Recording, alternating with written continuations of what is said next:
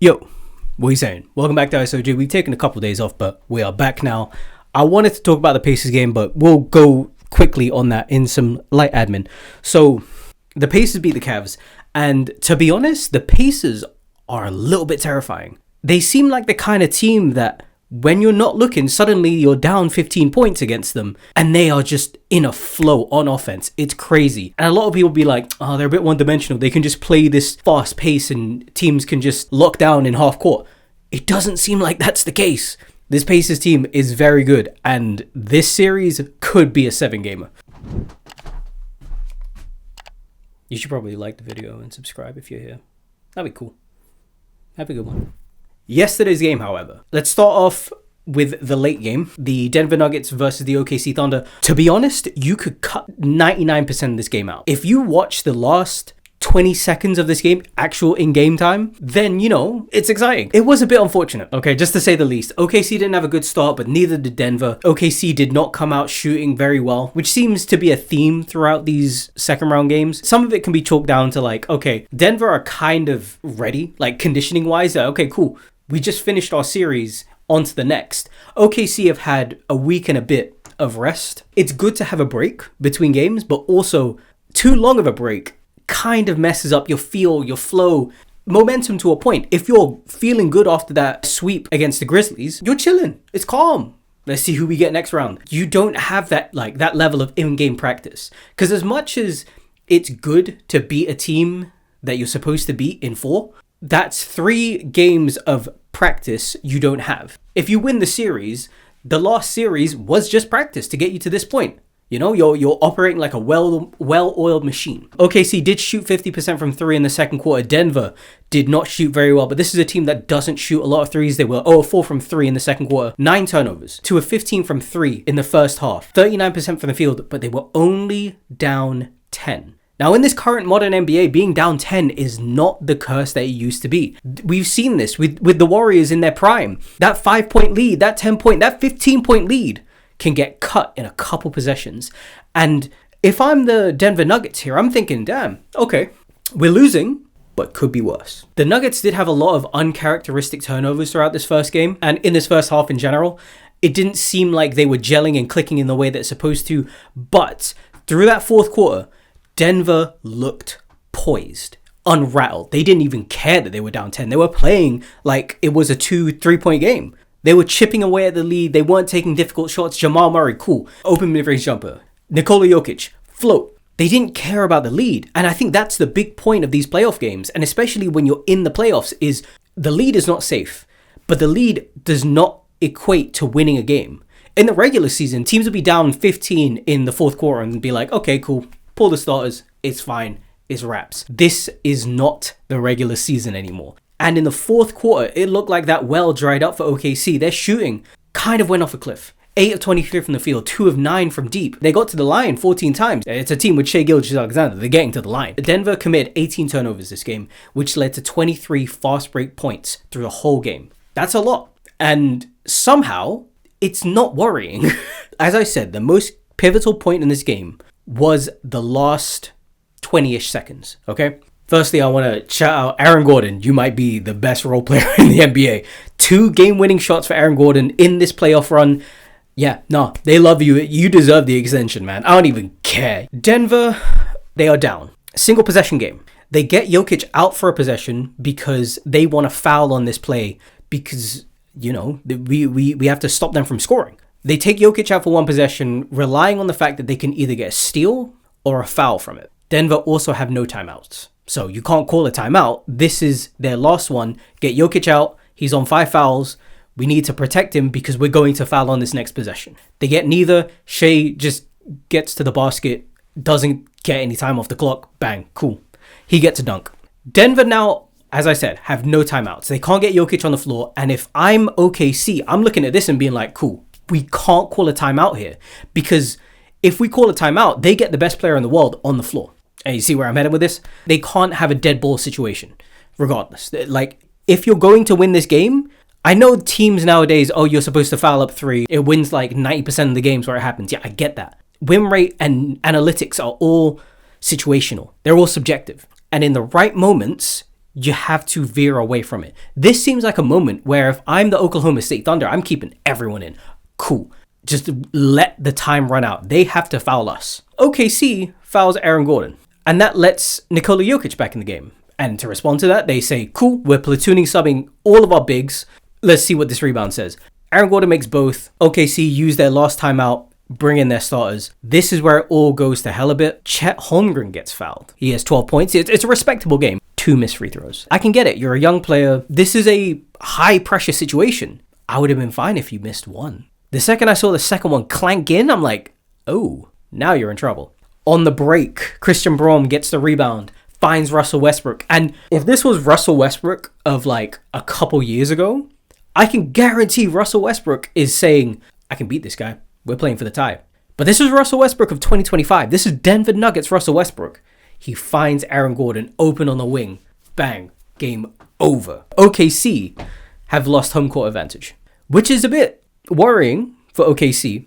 But again, on a night where your team did not shoot that well, to have only lost by 3 is not that bad. Okay, it could have been worse. If you got blown out, then we have a different question on our hands. But it was a tight game. You lost by 3 due to some critical mistakes in the fourth.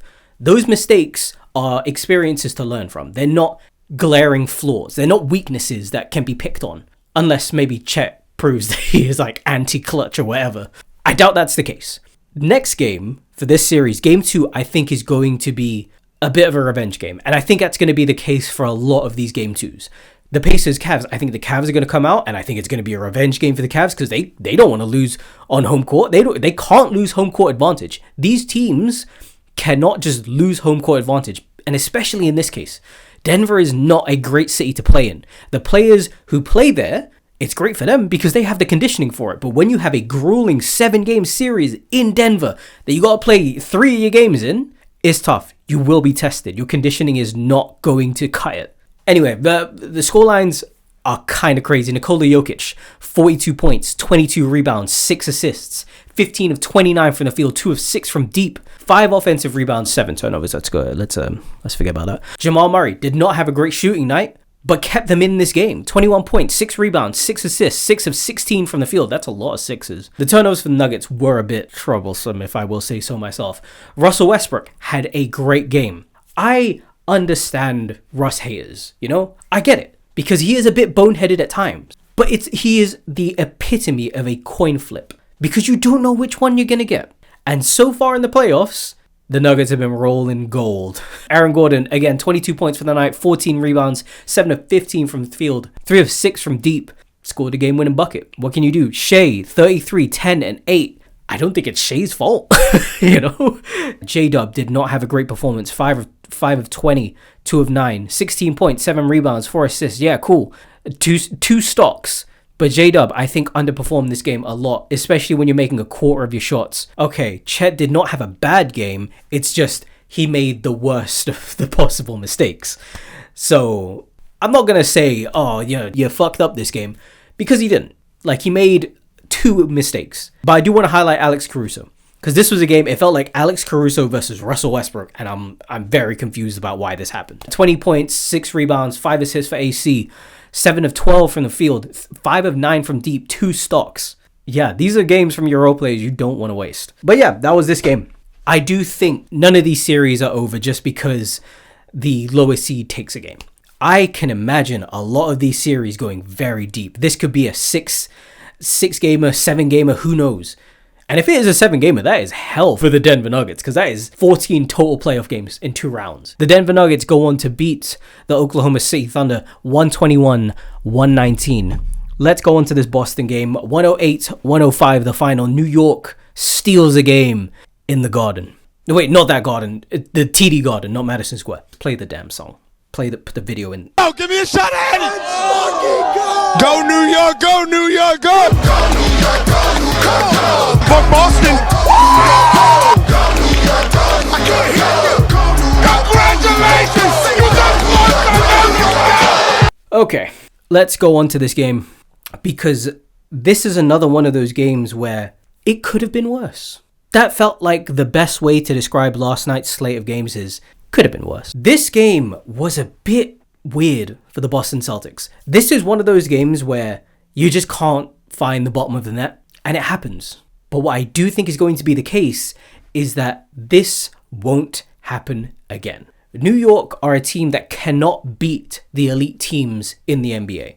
I don't remember the exact number, but they're 0 of 12, 11-12 against these elite teams. So like the Cavs, the Thunder, the Celtics, teams of that ilk. And I'm sure I would rather be 0-11 in the regular season than 1-0 right here, right? New York seemed a bit slow, but I mean, to be honest, so did the Celtics. Boston shot 4 of 14 from deep, a total of 46 missed threes in this whole game. From Boston alone. The Knicks go on to win the third quarter, and a lot of this is propelled by OG Anunoby, who had a great second half. This is what you want from OG Anunoby. And then the problem is Boston shot 19 three-point attempts. In fact, 19 out of their 20 attempts to score were three-point attempts. I get it. They're a jump shooting team. This is how they won the title last year. This is how they're the second best team in the East this year, right? Record standing. They could be the best team in the East. At some point, where do you draw the line where you're saying, look, we're not having a great night shooting these threes. Can we do something else? Because it didn't feel like that thought ever came into their mind. A lot of settling. There were a lot of points where Jason Tatum gets a mismatch. Okay, cool. I've got the small guy on me. What does he do? Step back three. Fuck are we doing here? It's so infuriating to even think about. Of just like, you have the mismatch. Jason Tatum is a strong player. He can get to the basket. Why don't you? Like, come on, man. The Knicks shot 52% from the field, 55% from deep in the third quarter alone. Boston did not. I'll tell you, hey, I don't have the exact numbers for that third quarter, but I'll tell you it was not as good. We go into the fourth. Boston are still doing it. Jason Tatum is 0 of 7 in the fourth quarter, 0 of 6 from the field, ends with 2 points in the fourth. Jalen Brunson in the fourth quarter was kind of unstoppable and showed, yeah, no, this is the clutch player of the year for a reason. A 20-point comeback for New York.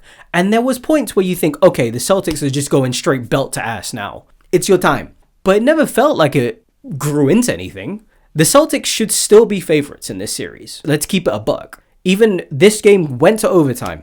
The Knicks won by 3. The Celtics had 5 points in that overtime. I have the same amount of fingers. Like, what? Again, like I said, I think the Celtics still are the favorites in this series. But as I said in my predictions video, New York in 7, anyone? I think game 2 will definitely be a revenge game. I think these teams, this Celtics team in particular, is not the type to have 2 bad shooting games in a row, especially if they're at home. You'll get 1, but I think this second game might be a bit of a Boston blowout, if I say so myself. Boston did just keep settling for threes. It was a bit like asinine to a point. A lot of these guys are smaller defenders. OG is, yes, strong, great defender. There's only one OG. Mikal Bridges really struggles against bigger guards and wings. Jason Tatum or Jaylen Brown, you have 2 elite weapons on offense. Derek White can still put the ball on the floor. Drew Holiday can be very effective. It just felt like they're settling too much for these threes because, okay, this is how we beat the Magic. Okay, nah, it's just New York. They can't beat elite teams. They proved you wrong here. I say this, and then I'm going to watch game 2, and the shellacking is going to be immense.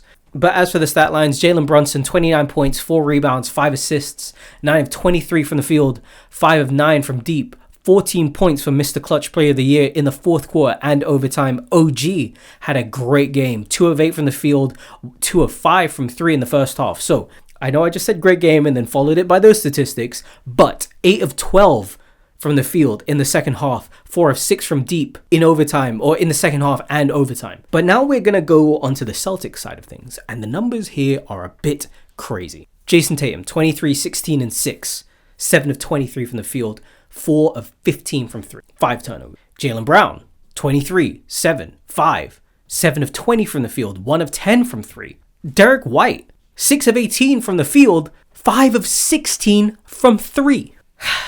It felt like Drew Holiday was the only person who had the thought of maybe I can put the ball on the floor. 7 of 14 from the field, 2 of 7 from 3. So half of his attempts were still 3-pointers, but at least he found other ways to be effective. I just don't see why this team was so predicated on settling for jump shots today. I don't get it. I don't get it. Did they wake up in the morning and Joe Mazzula showed them like highlight reels of Steph Curry and forced them to watch it, eyes strapped open. Like, did they not get a lick of sleep? Was that just on their mind the whole night? I don't know. I'm not going to say that being a jump shooting team doesn't work, because obviously it does. The Celtics won their title from this. Boston broke the 3-point record in this building against this team on opening night. Of course it works. This was just not a good game for it. But yeah, I think that's it. I think I've ranted about these two teams enough. Yeah, if you liked the video, go ahead, leave it a like. If you like it that teeny tiny bit more, a subscription is always lovely. Yeah, no, I hope to God these teams can take game 2, because this was not a performance that you'd want to see these top teams have. Like, I know I know like this sort of analysis is just looking at who is the better team you should have won. For all 3 of the highest seeds to have lost game 1 at home? Crazy. I mean, it could happen tomorrow or tonight where Golden State face up against Minnesota. And if this happens, that's weird. That's a 6-7 matchup too. Yeah, okay. The NBA is a weird place, but so is ISO J Hoops. And I'd be happy to see you again here tomorrow in the same weird place, same weird channel. Have a good day. I'll see you again. Bye-bye now. Play the damn song. Oh, give me a shot at it! Go New York, go New York, go! Go New York, go New York, go! Fuck Boston!